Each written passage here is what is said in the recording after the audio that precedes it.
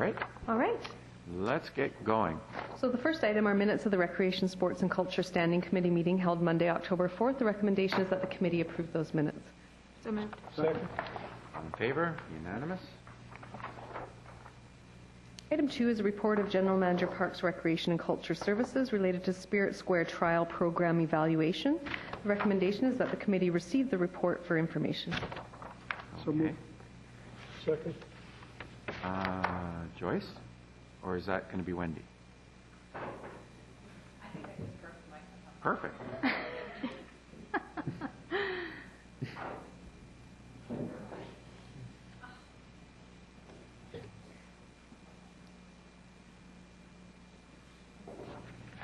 Request, please. All right. In front of you, you have a report which summarizes the first year, our summer season at Spirit Square. If you remember back in April, we came to you with a program guideline for the 16 weeks. And we said we would evaluate the process and report back in the fall. So here is the summary of the events we did, some details on findings, survey, and a map that outlines where people were coming from that attended the Friday night events in the square. Along with it is some recommendations if we were to consider doing something again next year, to do something on a smaller scale. So we're available for any questions related to what you might find there. Yeah, thank you. I notice you're looking for $20,000 for 2011. Now, is that in the budget that has been presented to us so far? The 5%? Through the chair, I believe, Councillor Sikora, there is in the budget binders coming out or in the budget a request for the $28,000 for 2011. That's in the 5%. That's in the 5%. I am unsure if it is or isn't. Councillor Sikora, that would have to be a question for Sheena. Okay, thank you. There's the one thing that, it's maybe I'll just pass it over, but when you were getting, I see 40% of the people that attended Spirit Square are actually from the town center, which is great. Is there any feedback from them on what they want to see?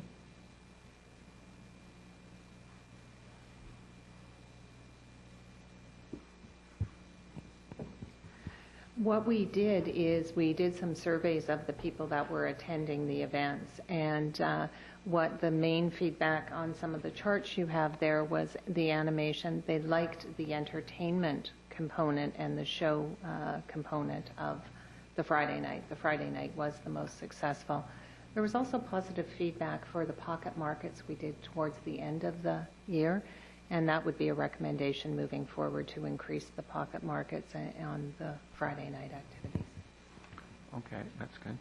Selena? I actually have to point out, I was at a number of the Friday night concerts, and I have to say, as a resident from Upper Ranch Park, I think that there's potential for it to be a much bigger draw than just the local, the very local community, the city center, because I think staff had identified some really great talent, and just the opportunity to be outside, to be social without fee, and that we may need to take a look at that. But it really did provide an opportunity for people to gather as a group in our community. We also need to keep in mind that other communities are doing this. It's not just Coquitlam. Port Coquitlam has their Sunday series, and so does Port Moody. So I think this is a general direction that we're seeing lots of communities go in terms of building community, and I would really like to see us continue to support it. The other thing I want to point out was way back when we looked at designing Spirit Square, there was lots of discussion about what it could look like and what it would need to, what purpose it would serve. And what was really clear from the consultants was that if you're going to build this kind of square, you have to attach some operating dollars to it where you have some programming. Otherwise, you do run the risk of it being empty until at least it has its own vibrancy. So I look forward to more discussion and to budget discussions about how we're going to ensure that the dollars that are invested in building this park help bring it along as becoming a well-used city space, city gathering space. So I appreciated the report too. It just helped put some good data together, and I think it was really important to have that. So Thanks. Thanks. I'd agree with that, and I think it's important to recognize that we need to spend the operating dollars in order to maximize the community's return on the major investment that we have in that park. We can get a lot more out of it by spending a little every year. The question I had, though, was about noise complaints, and I wondered whether they stemmed from one or two events primarily, or was it spread out? through the chair, I can probably speak to that one directly. We had 3 or 4 noise complaints prior to the large event of when we received the bulk of them, 4 or 5 actually, all in one event. Most of the time when we had the noise complaints, it was related to the bass in performers, and so we were doing adjustments with lowering the bass, trying to mitigate a little bit of that. Most of the noise, though, did end by 8 o'clock, but I think we all have experienced bass pounding before, so we could appreciate that. So we did make some modifications along the way, having that lowered, but we did receive at the last large event, I believe 7 complaints directly to that one, and it was a larger event, went on longer, and the noise, the sound, the music was considerably louder, so we would have to modify that. So it was a great lesson to be learned. Great, thank you. Luke? No, that's fine. Oh, okay, you're on there. And one of the things, are we going to deal with this in another report about the drainage and the grass and whatnot? Through the chair, yes, it's my understanding the drainage, the grass, and some of the other outstanding issues will be dealt with in a further report to you. And my last question before we move, for me anyways, is did you get any feedback from anyone? I always thought that would be a perfect venue for Artists Sunday, you know, where artists display their wares on a regular day of the week during the summer. I always thought it would be a nice attraction or draw. Did you ever get any feedback on that? That anybody would like to see anything like that, or is that just me? Through to the chair, we did explore a variety of different festival-type opportunities. One was an opportunity for artists to create art in that location. I think it was more just the lack of time to produce sort of that level of an event, but that would be something absolutely be working with some of our other organizations over the year should budget be successful. We would help support that. I don't know about such an event, or I just know that a real popular part of Stanley Park is when is that little portion of it where the artists come out and put out their wares and everything. It's quite a draw. All right, thank you. Linda? I didn't have any questions. Okay. Thank you. Anything else on this? No. Okay, all those in favor of receipt? Opposed? Unanimous. Item 3 is report of Acting General Manager, Parks, Recreation and Culture Services related to Canada Day 2010 evaluation. The recommendation is that the committee receive the report for information. Second. Grace? What you have in front of you is a review of the 2010 Canada Day program with some program modifications if Council chooses to go forward with the 2011 Canada Day during budget discussions. Ms. Wiedrich is here and it was instrumental in delivering that program and evaluating it, so she'll be able to answer any questions you have on it. Thanks. Okay. Any thoughts or your opinion on how it went off? Thank you. To the chair, I think what we tried to do is, again, build on the success of the 2009 event with funded through the Cultural Capital of Canada grant. So for 2010, expanded the amount of hours, and we're absolutely overwhelmed by the number of participants, especially since the weather was not the best. So anticipating in 2011 that we are going to see significant increase should we have a nice day. We really wanted to evaluate, again, this is a learning piece, evaluate this event. I think we've come up with sort of 4 major recommendations for 2011 for council to discuss during budget. The evening show, which again was planned for a much smaller crowd. We're well over 8,000 sitting around that lake at the end of the night. We would absolutely be interested in doing a full fireworks show that way for viewing. It's up in the air, and I would add to the enjoyment. And we did hear that from a lot of the participants interested in that. Also, we know we're going to have to expand the site and spread out a little bit more, anticipating we could double our attendance again. We could have an event of 40,000 people, given good weather, that we will have to spread out a bit, because even in the rain we had lineups. As well, continue to build on the corporate sponsorship program and explore other grant funding opportunities. We are talking with Canadian Heritage. If we do go with a full fireworks show, there is additional funding through that source, as well as we had excellent feedback from our small amount of corporate sponsors last year, and we're going to go back and get a continuation of support, as well as working with our community partners who were wonderful coming out on the day and again have been already calling us to hope we're doing it again. So overall, for a second-year event, very positive, lots of things to learn and make better, improve on for 2011. Well, I have to agree with you on that one. I thought it was an excellent event. I thought that there were a few minor little glitches, but we're getting those ironed out. And I agree with you. I think that in the next few years, I think you'll see it grow to be a really important event in the year for Coquitlam. So, any questions?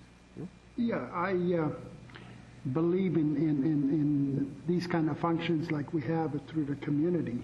But what bothers me, the fact is we're going away from the volunteers running everything to our own functions. And it seems to be like the budgets are climbing and climbing and climbing. And when the tough years come along, like this year, our budget is already at 5%, and then add another 95,000 onto it, without a policeman, without a fireman on, and a few other things. I think that you're going to have a rebellion as far as taxes are concerned. I know I for one, will not support these kind of budgets that are 5% and over. Not if I wouldn't support anywhere close to 5%. So I'm just serving a little notice that we cannot live with these tax increases that we've had on a yearly basis. People are fed up. Yeah, we can put up a lot of functions and get a lot of money and spend taxpayers' money and bring big crowds to the deal, but what does it do to our taxpayers? You're starting to really be bitter against the city, and you don't have to go too far. Just go to a local coffee shop and hear the people talking about it. So, I think that, like the Blue Mountain Festival is done with volunteers.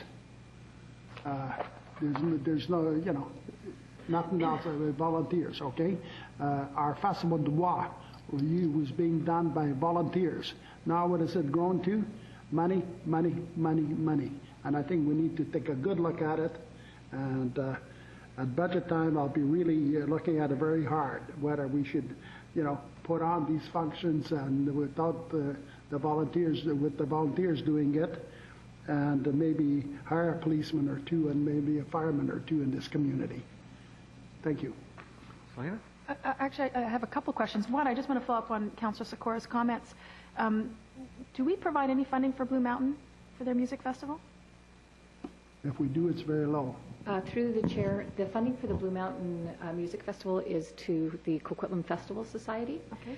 They do receive a community grant from the city to put on Teddy Bear Picnic, Blue Mountain Music Festival, the Como Lake Fishing Derby, and they also do the Grand Parade, and then manage and take around the Coquitlam Parade float. And Festival du Bois?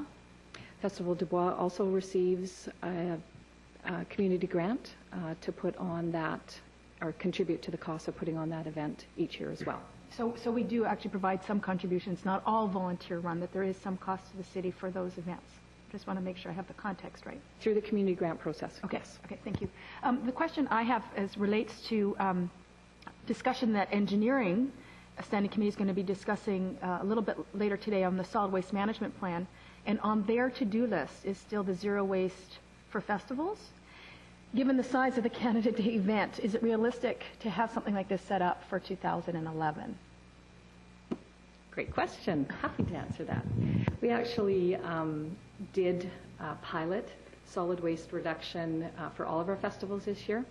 Linda Baker, our community events coordinator, was instrumental in working with our engineering department and Metro Vancouver.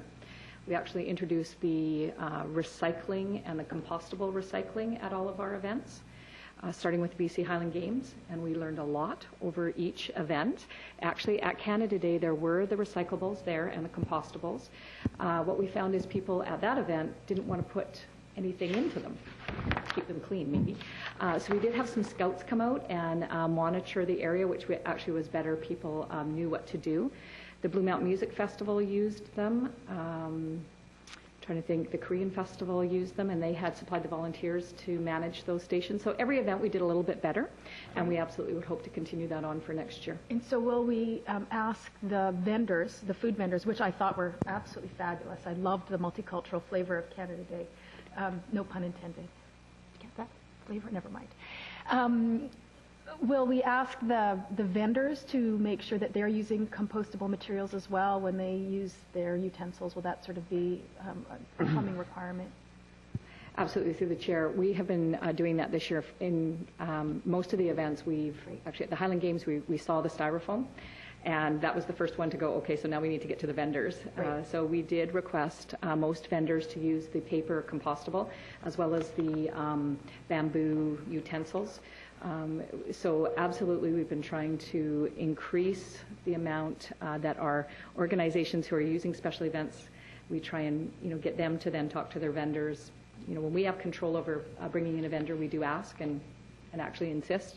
But when we work with our community organizations, we're recommending to them and working with them. It would also. I'm just thinking about how do we get people excited about composting their food waste and all that kind of stuff. And it might be really interesting to collect the data on how much real garbage we are sending off to the landfills, and sort of just doing a comparison that, if you have 40,000 people and you only have, 100 pounds of garbage, isn't that fabulous? So just an idea. And happy to write that down. And we did track some of the reductions in ordering the large bin containers, as well as putting in the cardboard recycling. So we did make some significant reductions, and we can provide those numbers to you later. That'd be great. Thank you. Thanks. Yeah. Thank you. Just building for a second on what Selena was talking about, my observation at the event was, I remember walking around for a long time with a pop can in my hand, looking for somewhere to put it. And I think a little more visible and a little more frequent would have been helpful. I also had people, because I was wearing my counselor name badge, everyone thought that I should know where the garbage was and be able to help them out. We do everything for everybody, even when we don't know where it is. So follow me and keep walking till you find it. As far as the budget implications of this go, they're certainly important. But the budget decisions, I think, will get made at budget time. They're going to be hard decisions and hard choices to make. But knowing the level of success of events like this is really helpful in making those hard choices. So thank you for the report. Lou? Yeah, thank you. Another thing that, at the Blue Mountain one, I noticed that we have lots and lots of food vendors every year in there. And the people were telling me that the whoever is taking the 20 or 30% off the top, and so much sales, and $500 per day or something for their just to be there, and a few other things. It's pretty steep. Now I don't know how true it is, how false it is. I'm only going what you hear, and the fact is that I noticed that on Blue Mountain there's only about 2 food vendors there, and one beer and wine vendor. That was it. There's nothing else on there. So I think that we need to revisit that one. It's how do we, there's a lot of applications that were sent out and only 2 of them responded. So obviously there's a problem. Too expensive to go in there or whatever it is. And I noticed that in Blue Mountain Park there was one place for ticket sales for the food that you wanted to get. and there was lineups waiting a long time to get the tickets, to buy the tickets, and then a long time waiting to get the food after. So certainly that thing should be streamlined a lot better. And I'm wondering, because I guess we're taking so much off the top, that maybe if those vendors were taking their own money in and selling their own product, that would streamline it a lot. Well, that's Blue Mountain. This That's one's, in Blue Mountain. yeah, this is Canada Day, I think down at Town Still Centre. on Canada Day, okay. Yeah, down at Town Centre. Well, the same thing in Canada Day. You had the same thing in Canada Day. That you had to go buy tickets at certain places, big lineups. And about 4 o'clock or 5 o'clock, half the vendors were out of food. They were sold out. It was a success. But yeah, that's right. That's right. But but I'm saying that's exactly what's happening. But again, big lineups to buy tickets. Yeah, people show up. Okay, thank you. Linda? Thank you.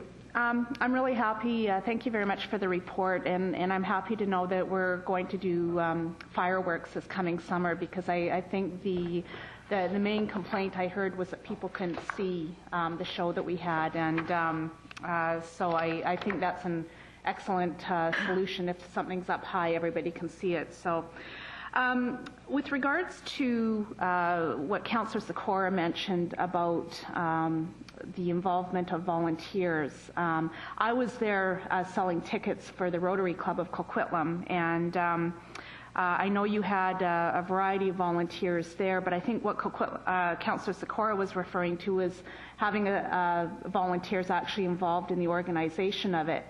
I'm just wondering if this subject has been discussed, or if anybody has approached you. For instance, when I look at the Canada Day celebration at Rocky Point Park, they have a society that organizes that, and I'm just wondering if there's some way we can bring volunteers in to assist you with the organization of that type of thing. Through the chair, in the beginning, in starting the event, because it was part of the designation through Cultural Capital of Canada, it was more of a staff-driven event. But right from the beginning, we could not produce this event without the various community organizations and volunteers that support this. There is absolutely no way we could deliver an event of this size using only staff. We wouldn't even have enough staff to do that. The Rotary Club are wonderful. They take the lead with the Taste of Coquitlam and working with selling the tickets and huge lineups and selling out and counting all the money and taking that full responsibility.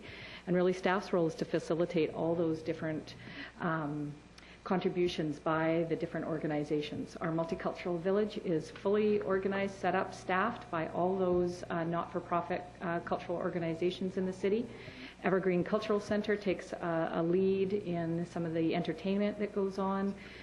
They are also going to step forward and help out with the Artesian Village this year and try and bring that to another level. So I guess we don't see a lot of those volunteers, and I guess we could do a much better job at bringing out for you just the list of all the contributions that were done by volunteers. Very small staff complement in order to do that. We really see our role as facilitating and leading, and so that our volunteers don't get burned out and can do it, because most are involved in other festivals that are produced within the city. Mm-hmm. And so we ask them all to come together sort of for this civic experience. Okay, thank you. Lou? Yeah, we were talking about volunteers, that, you can't get a lot of things done professionally by volunteers, I guess. So you heard that you needed some other kind of help there. Well, we had the Canada Games here in Coquitlam in 1991, when it was our 100th centennial year, and it was done all by volunteers. We needed 6,500 volunteers, and we got 13,000 volunteers. And we had the Seniors Games on the same year, done by volunteers, very successful. So, I can't believe that somehow Canada Day cannot be, that we don't have a bunch of, let's say, advertise with a bunch of volunteers that may run all of the festivals for us on a volunteer basis. Of course, you'd get some, like I had Brian Kentfield, who's the president of BC Tel, then take over as a chairman. And then he brought all his people in that he knew that do a tremendous job. That's how you get things done. And boy, was it successful. I didn't have to worry about a thing. Just be there, period. Thank you. Selena?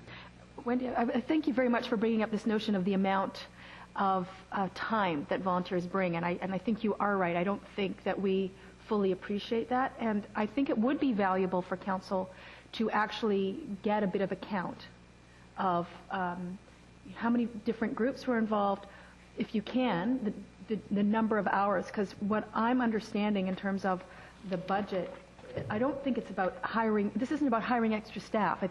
I'm imagining it's about a couple of acts, it's about renting the stage equipment, it's about all of that kind of stuff. And that really, if I'm understanding you correctly, we could never pull this off if it weren't for the volunteers. But I don't think we can fully appreciate how many volunteers and the kinds of hours and what that's worth. Because I think that that we ought to have some understanding of what that means and what that contribution is. And so it might be really helpful to include that in so that we know exactly when this comes up for budget, if it's going to cost us this amount of money and what's the return, given that we have all of these thousands and thousands of hours of volunteer time that's going to make this a success. And I think that will help with some decision making. Through the chair, absolutely, we can prepare that. And we were having to file that information for 2009 as part of our Cultural Capital of Canada designation. So we actually have the volunteer, not only the amount of hours, but what the standardized cost of that is. So we can do that for 2010, use the same benchmark. Thank you. Richard? Thank you. And I just want to applaud staff on this report because it takes the point of view right off the bat that we're going to learn from our experience.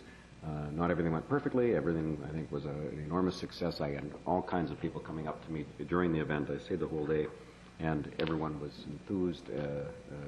A few comments, but very few of them. I appreciate that we're going to learn from the experience. The evening program needs to be adapted. We need smoking control could be better because the people didn't understand the new bylaw. But those are the details of making this event even more successful. I look forward to that.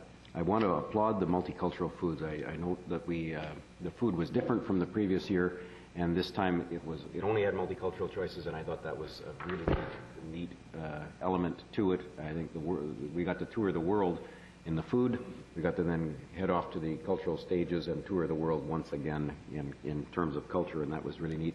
The very visible, I agree that there weren't enough of the garbage container recycling containers, but the ones that were there were visible, and the scouts were very helpful. I think it was an element that we saw down on Granville Street when Suu Kyi was there guiding people as to which spot to put their fork, because it was a resin fork, so it was compostable, and therefore people needed explanations, and once they had that explanation, they were very much appreciative of the ability that we had provided to recycle these materials. So I think we need to work on our choices of materials and then really guide people into making the right recycling choices. And other than that, I thought it was a tremendously successful event, and I look forward to an even more successful one next year. Okay. I don't know what would happen if we had to actually make a decision on something other than just for an information one for talking around this table. Selena? Just one last thought that I'd forgotten to make a note of. Could we consider bicycle parking for next year? I think it is, it's July 1st. We're starting, that area is right on the cross Coquitlam route. And it would be, I think, would just add to the events a piece to take a look at. Other events that I've been to have had bicycle parking where you actually you get a ticket, you drop off your bike and your helmet. And it might actually help alleviate some of the parking challenges that we have down there, and just another piece to look at. It's been moved and seconded. Any further discussion? All those in favor? Opposed? Unanimous. Last formal item on the agenda is report of General Manager Parks, Recreation and Culture Services related to naming of Marguerite Park and Millard Park, and the recommendation is that the committee receive the report for information. Mover. Councilor Sikora? Yes, I do want to speak on it. Yeah. I note that here it says on the next page, attachment 1, 3, naming, indication, location, functions, and use. It says the city manager or his designate may name parks, buildings, or structures. I cannot support that. I cannot support it. It's a political decision. Must stay with the politicians. And I know that the staff can put a report in. The council can make a decision. But I'd like to have that struck out, and then I can support it. Otherwise, I will not be supporting it. Thank you. Joyce, can you, or Mr. Dumont, would one of you like to explain the... This is a policy that is in place. Yes, thank you very much.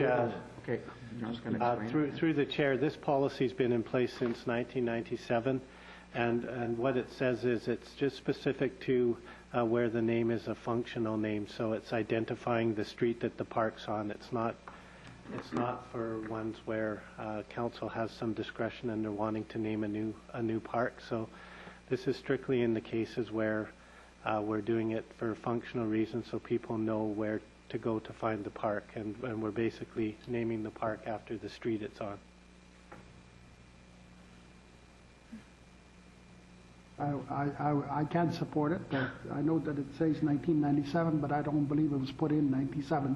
Might have been 1998, but certainly was not engraved in stone in 1997. So very, very simple. I will not support this. I think it's wrong. It's a political decision, and only a political decision. No other decision. Richard?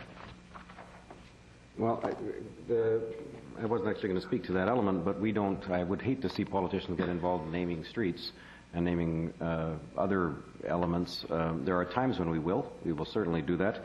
I want to weigh in on the naming of Millard Park, because in the age of GPS, someone's going to put it in there because they want to get to Millard, and they're going to find out that it's up in the northeast sector, and they're going to drive up there and find out that it's nowhere near Millard School or Millard, all the other Millard things that are down in Millardville.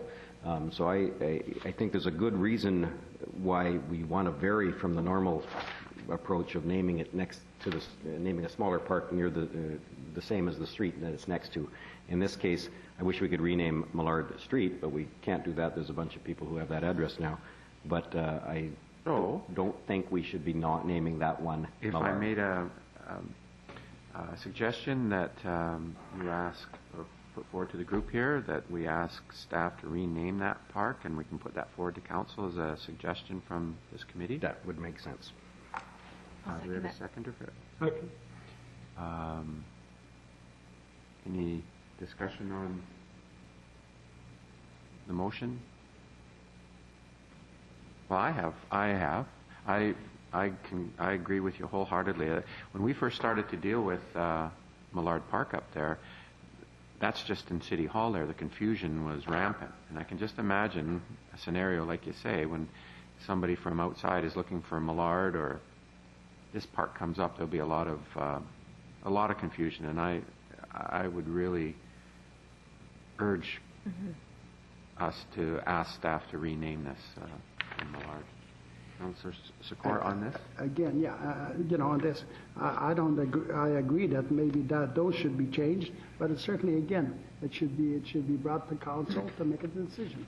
I don't think it must have come to council before to have it Millard Park for some reason, whether right or wrong or indifferent, or and if it didn't come to council, it certainly was a decision by somebody that wasn't a very wise decision. So why not come to council with your future namings of parks and a few other things? All it takes is just another report. Doesn't take much time to say here's some of the choices, and let the council pick the names. Ms. But Lord, do I believe that this one should be changed? Yes. can you read the motion, or do you have it down there? That staff be requested to rename Millard Park. Again, it's been moved and seconded. Is there any other further discussion on this matter? No. Okay, all those in favor? Opposed? Unanimous. So, I don't think we need to go back, to receive the report now. The report for receipt. To receive it as amended. Any discussion? Yeah? Well, I think I was on your speakers list before, and I probably should have spoken to the motion that we just passed. I was going to make the same point that the mayor made, except that I was worrying about Millard Park. and Millard Park. Oh, yeah. So I mean, the same. one more reason. And I have the same concerns, 3 parts. Okay. Bunch of Anglos. So, all in favor of receipt? Or was there any further discussion on this? All in favor of receipt? Opposed? Unanimous. Anything around the table to bring up? Move adjourned.